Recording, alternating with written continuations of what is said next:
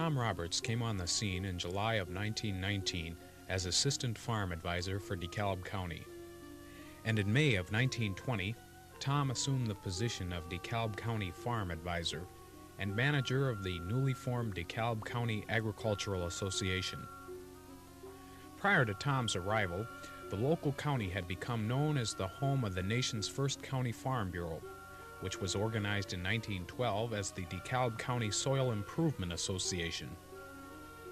The association was formed by a group of local farmers to maintain and improve soil fertility and to secure and develop high-quality seed, particularly legumes that could withstand cold winters. The farmers initially hired William G. Eckhart as the first county agent in America. And in 1917, Charlie Gunn had been employed to search for adapted seed and to develop it.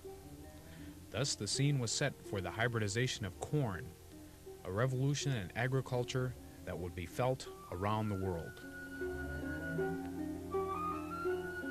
Tom was born and raised on a farm near Waterman, Illinois. He obtained a degree in agriculture from Iowa State College and managed his family's farm for a short time before serving in the U.S. Army during World War I.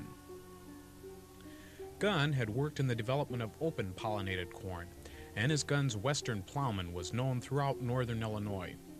But it was not until Secretary of Agriculture Henry C. Wallace arrived to speak at the DeKalb County Farm Bureau summer picnic in 1923 that things began to happen.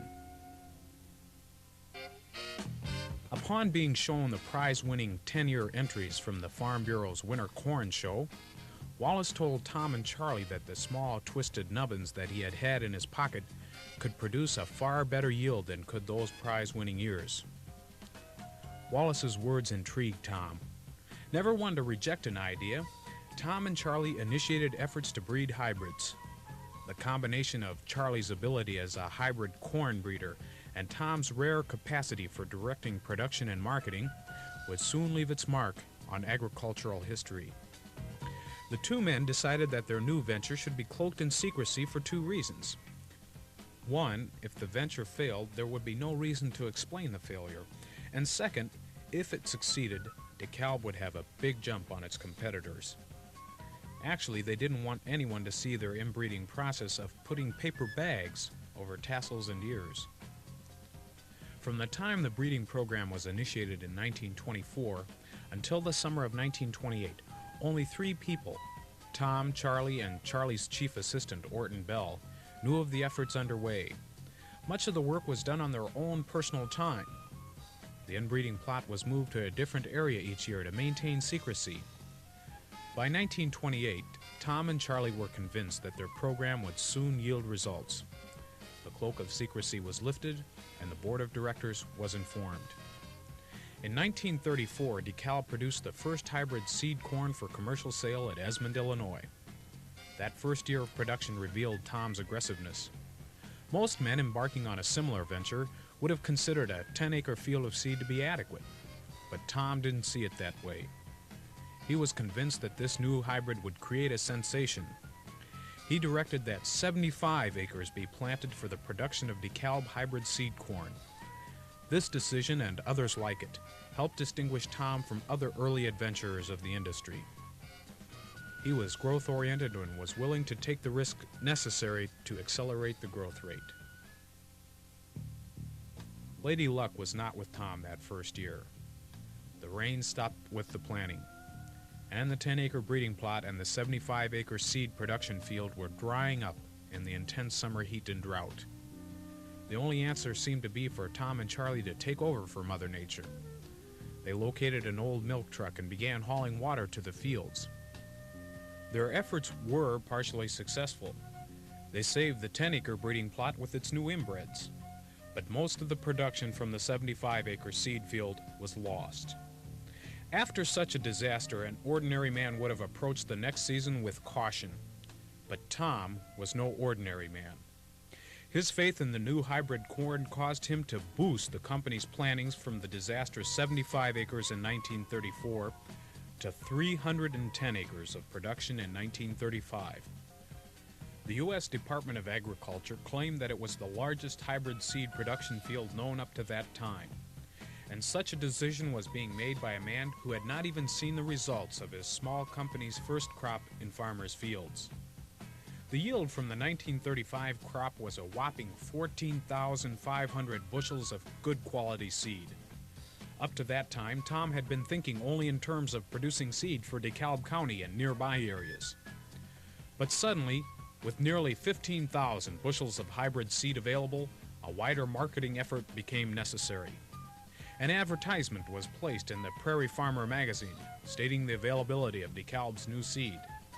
Tom said that if farmers considered hogs to be a mortgage lifter, just wait until they see how hybrid seed corn will increase their incomes and lift their mortgages. So, the winged ear trademark was born with the slogan, DeKalb quality hybrids will be your mortgage lifter. The response from the ad was outstanding. However, 70% of the farmers requesting seed lived in areas where DeKalb hybrids were not adapted, and letters of explanation had to be written and the money returned. But this episode caused Tom to make a major change in his planning. He decided that DeKalb would develop hybrids for every major corn region so that never again would orders have to be returned. And so the plan unfolded. New hybrids were developed and production fields established in each of the areas. Processing plants were constructed. The research staff devoted its efforts to developing even better seed. The marketing system became a model for others to emulate. And the winged ear of corn became a familiar roadside sight throughout rural America. A variety of promotional brochures and magazines were developed and distributed to potential customers, and the local dealer became the backbone of the sales effort. Tom and his sales manager, Russ Rasmussen, decided that successful local farmers would make the best DeKalb dealers. Tom and Russ worked closely with these men. The dealers periodically toured the test fields to see the latest hybrids. They were given sales training and were provided the information they needed to answer their customers' questions. By 1940, more than 2 million acres of corn in the United States were planted to DeKalb hybrids. The first major step after hybridization of corn was the hybridization of chicks. Having obtained financial backing, Tom proposed the development of a poultry research project in 1944, and in 1948 the first DeKalb chicks were marketed. DeKalb soon became a national leader in producing egg layers. In 1948, Tom also directed the start of DeKalb research on hybrid sorghum, and DeKalb later became the first company to market the product. Under Tom's guidance, DeKalb initiated hybrid wheat research in 1959. The company achieved a breakthrough in this area a few years after Tom's death. Not all new research ventures were successful. One that failed was the attempt to develop hybrid cotton. The scientific problems were successfully solved, but the improved yields were not sufficient to make the project commercially viable. Tom believed that if the project was not practical, the company should withdraw and go on in other directions. DeKalb's expansion not only covered the United States and Canada, but also spread to other lands. DeKalb officials traveled far and wide in search of international opportunities. Foreign customers were soon coming to DeKalb, and a worldwide organization emerged. In 1967, the year of Tom's death, the DeKalb Agricultural Association enjoyed a sales volume that ranked it among the 1,000 largest companies in the United States. How did Tom build such a large, far-reaching business organization? His success must be attributed in part to his ability to hire the right men and women to fill the right spots. His colleagues in research, marketing, production, and administration were organized in a harmonious effort, and the leadership for their organization was what Tom brought to DeKalb. Tom had a loyalty to his employees. He felt that if they were successful, the company would be successful. As a result, a profit-sharing plan was formulated, one of the best in the country. He was loyal to the farmer because he always said that if DeKalb could not provide a product that would make more money for the farmer, that product should not be produced. Tom was an inspirational manager. He was able to develop in his employees a deep sense of loyalty. In part, this loyalty was derived from the sense of excitement which arose from the company's progress. But the motivational potential of this situation was immeasurably increased by the way in which Tom made each and every employee feel that he was an important member of the team. His employees didn't refer to him as Mr. Roberts or even Tom Roberts.